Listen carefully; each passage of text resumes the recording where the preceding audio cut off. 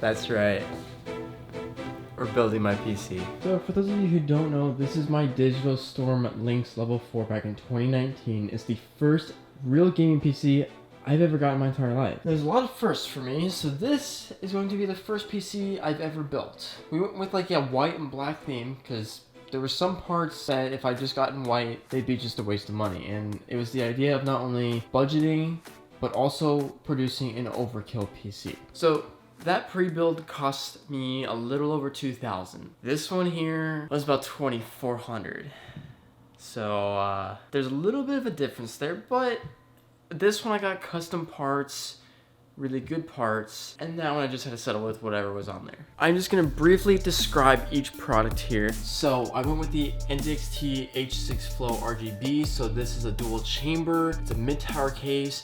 This one had the glass on the side and in the front, which I was actually a really big fan of, versus obviously the one that's just on the side there. I was like, no, I want something more. So I got this case and it's in white, and it looks like the USB stuff is actually on the bottom there, which is gonna be rather interesting instead. Then this is the AIO. It's the Corsair iCUE H150i Elite Capital XT AIO. I wanted to get one that said like the temperature here, but honestly those were quite a few $100s more. Then we got the XTM70 thermal paste, and the reason for that is because I went with AMD this time. That was an Intel i7 9700K. This is now a very top tier AMD Ryzen 9 with a 9000 series processor, so it's a 12 core instead of an 8 core like I had last time, with the AM5 socket. So this is the Zen 5 architecture.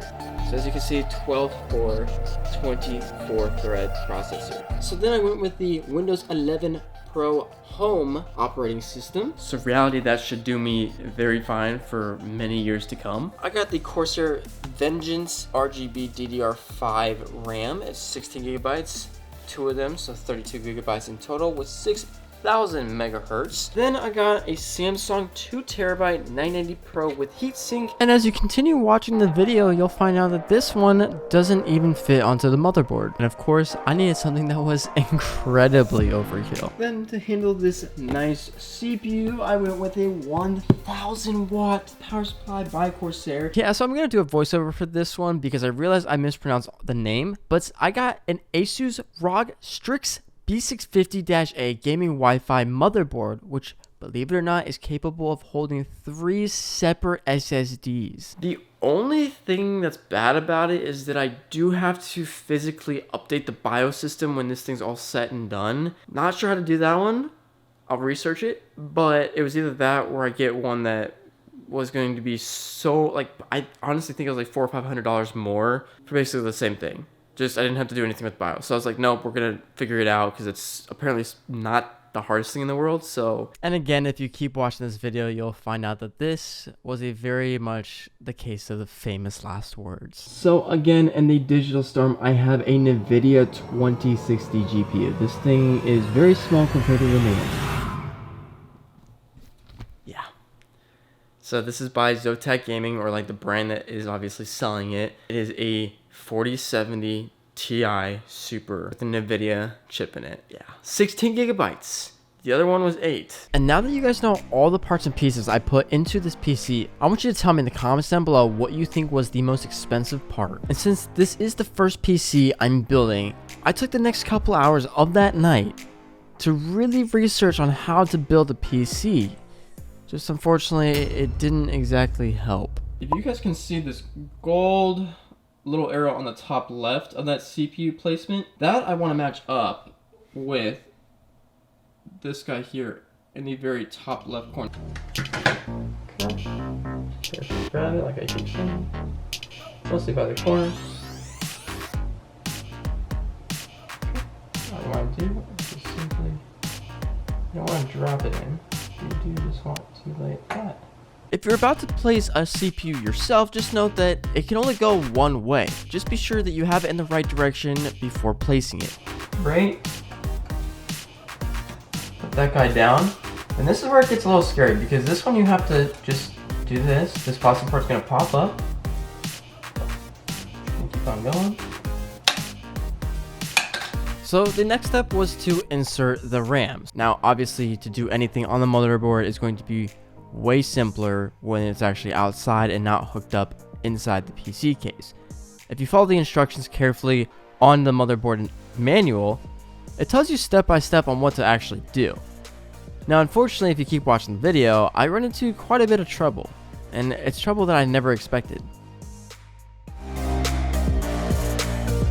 So, if you do not have an SSD with heatsink, then you actually can use this as the heatsink. This has heatsink right attached to it, and this is just a cover. And actually, this is where I learned something very valuable. So some of these motherboards come with a heatsink that is pre-installed, which means it's better for you to actually use the given heatsink that's integrated within the motherboard rather than a heatsink that is attached to an SSD already, because it actually won't fit. So a lot of you are probably thinking at this point, how did you not know? Off camera, my dad even thought they were just covers. On the motherboard itself, it actually does not say that it's even a heatsink. Unfortunately, you do have to get smaller screws if you want to add a heatsink, but it's got integrated heatsink as it is. So at that point, we just gotta put these guys back on. Yeah, so this is where it gets interesting. So I had to put these original integrated heatsinks on the motherboard again, and then order new heat sinks, which basically were the same ones, except I just ordered double instead of just the one, and wait 2 days, so the entire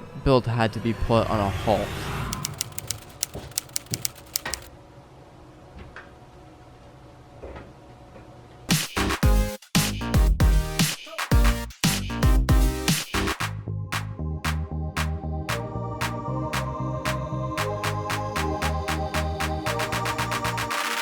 This is not sitting like it's supposed to, so obviously something is not correct.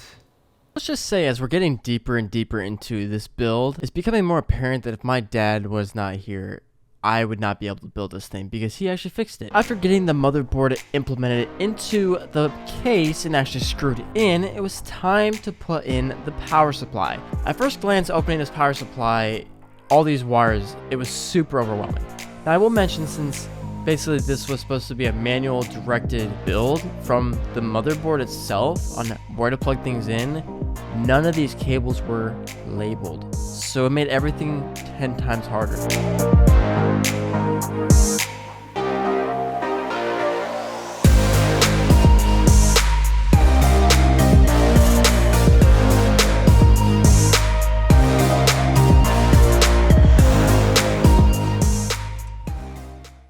And right here, I'm having my dad help me install the AIO, or the CPU liquid cooler. This thing was the entire length of the PC case. Much rather, it wasn't really necessarily hard to get in. It was just a little tricky to get tightened with the screws on the case. Other than that, pretty simple install, but yeah, this is where it gets a little frustrating.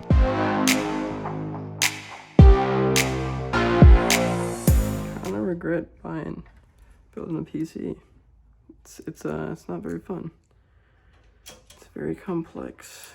Yeah, so as you can see, the pessimism was definitely coming through. And I haven't even gotten to the wiring part yet. I've only simply installed the CPU onto the motherboard, then installed the motherboard into the case. And as you can see, the AIO fans and or the radiator onto the PC case. It's about to get a whole lot more complicated and a lot more frustrating. Well, ladies and gentlemen, this is what the PC is looking like. It's beautiful. I will tell you, building a PC is very hard. It's a matter of knowing what connects to what. There is no labeling, so there's no actual label of saying like you have to plug this to that. Unfortunately, to this very point, I mean, I've had my dad help me for like an hour and a half, 2 hours off camera here, and that's why we have what we have now.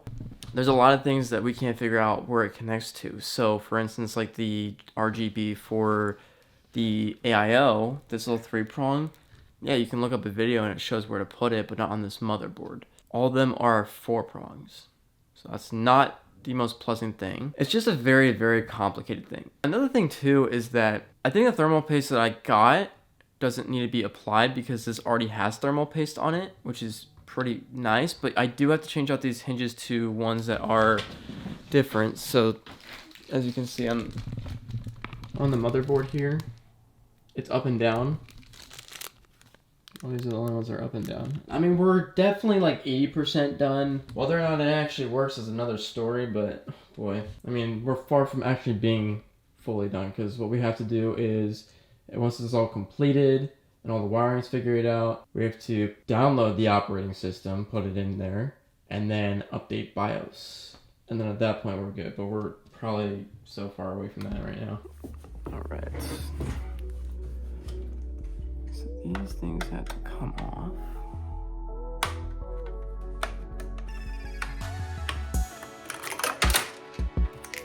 As you guys can kind of see, this is supposed to be for an AM5 platform. And then the ultimate price positions showed up. That's right, the new SSD. 4 terabytes this time instead of just 2. 4 terabytes of SSD, same style, same kind, just without the heatsink. Just go ahead and put this in here.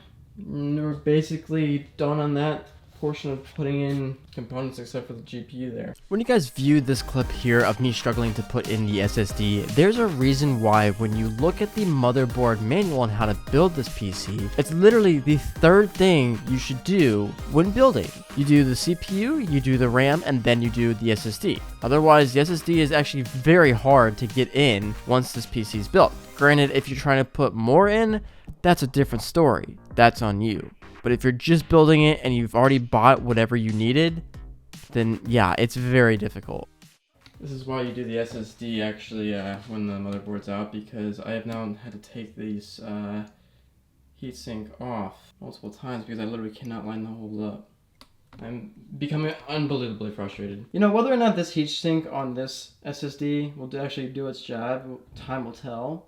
That one I know is good. Honestly, this has been the best way to film this entire process. If I did this with a camera, we'd be here for eternity.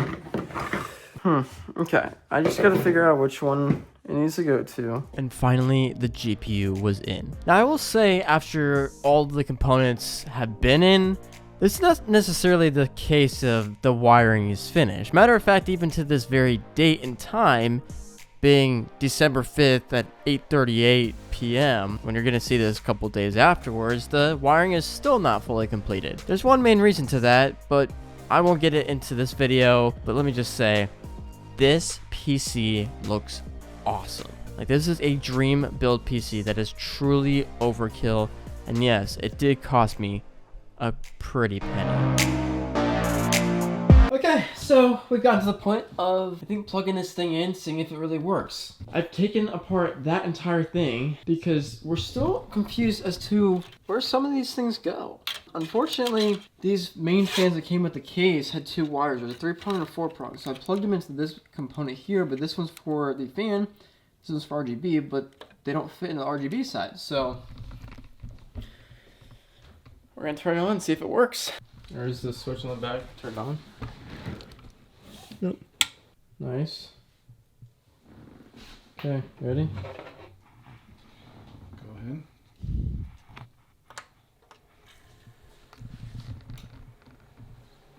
Oh.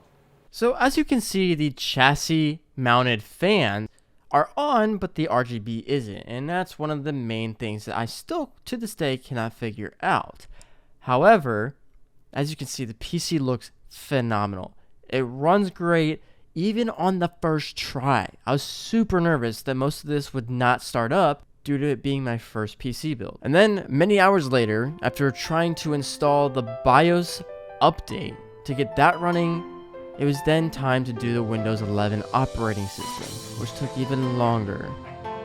10 hours later, it's on, it works perfectly well. The updates didn't take that long, it was just a setup process. You know, this whole view of having 2 PCs is actually quite cool, but I can't believe that one's actually gonna go away. That's the one that made this channel what it is. Now we got this big bad boy. This was, I kid you not, it was 10 or 11 hours in the making. I want to end off this video by saying that this was nowhere near as easy as I had thought it would be. My good buddies, my good friends were telling me that the wiring is basically plug and play. 110% it was not. Granted, maybe it's just the parts that I got, but with the power supply, it did tell you which plug should go where on the actual power supply, not the parts up around the motherboard that were actually most important. Now, if you had some common sense, you'd realize that, oh, this cord's actually meant for this one. Like, there's certain places, obviously, that you should have it and can only have it. But other than that, all the other ones, just very, very complicated. I think a lesson learned from this is that I will never personally build another PC myself. I will buy the parts and pay somebody to do it for me, because although this was my first one and it did take an entire day to make, which I think is pretty impressive, there was software that had to be coded. And if I did not have my dad help me behind the scenes, behind the camera, off camera, I don't think this would have ever happened for another week or two. Thank you guys so much for watching. I really appreciate you. Believe it or not, this PC is because of you guys for watching my videos. I know I don't get many views, but over the couple of years that I've been monetized, I've actually used all of that money and bought myself a brand new PC. And this thing is absolutely overkill. So one last thing I'll add is that if I were to get this on a pre-build, I'd be paying like $4,000 to $5,000 from a company. But I got this for about $2,500. So with that being said, I love you guys. Hit that subscribe button if you're new and you're just seeing this and you want to build your PC yourself. But I'm out, skis. I'm done.